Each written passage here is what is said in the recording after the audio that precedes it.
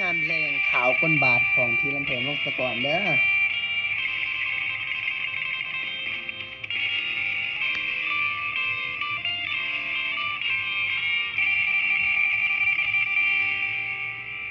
ไปบอกกลับแล้วใจยื้อไว้ก็บ่อยู่เมื่อเจ้าควงเขาเคียงคู่เหยียบสานหัวใจอายตั้งหักความเจ็บบ่ทันสมัยจันทร์ฟาดกลางหัวใจเอาพูดโทหับความแพ้พ่ายแต่น้ำตาแห่งไหลกว่าเก่าโอ้เบิ่งเจ้ากับเขาบาดยางตั้งแตกต่างตอนเฮาหากันคบกับเขาคนนั้นคือสิดีกว่าอายละเนาะ เบิ่งเสื้อผ้าเจ้าของยังอาศัยข้าวก้นบาทหลวงพ่ออายเข้าใจยอมหับสู่ขอทุกเหตุผล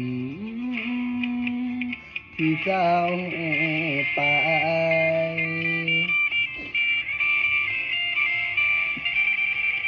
อย่าเอาแก้มใสๆมาเปลี่ยนขี้ดินเป็นสาบคนผู้หายวาสนาบุญอายบ่หลายสิได้บายสีเฝ้าไปกินผ้าคำเป็นของเพิ่นซาเด้อคนดีอายมันบุญบ่มีสิได้โจมแทนเท้ากายแขน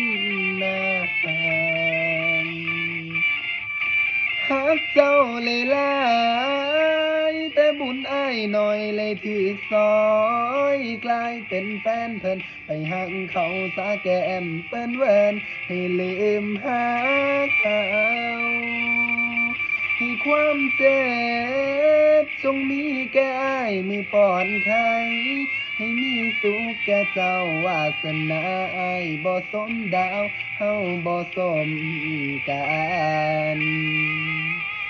โหดหัวใจอ้ายสาวันตาเป็นมองเฮ็ดใจความหูบ่หลายยังหาวิธีให้ลืมเจ้า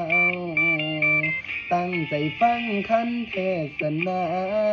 เพิ่นเกิดมาบ่แม่นของเฮาให้ฟังความหลวงพ่อเพิ่นเว้าแล้วตัดใจสา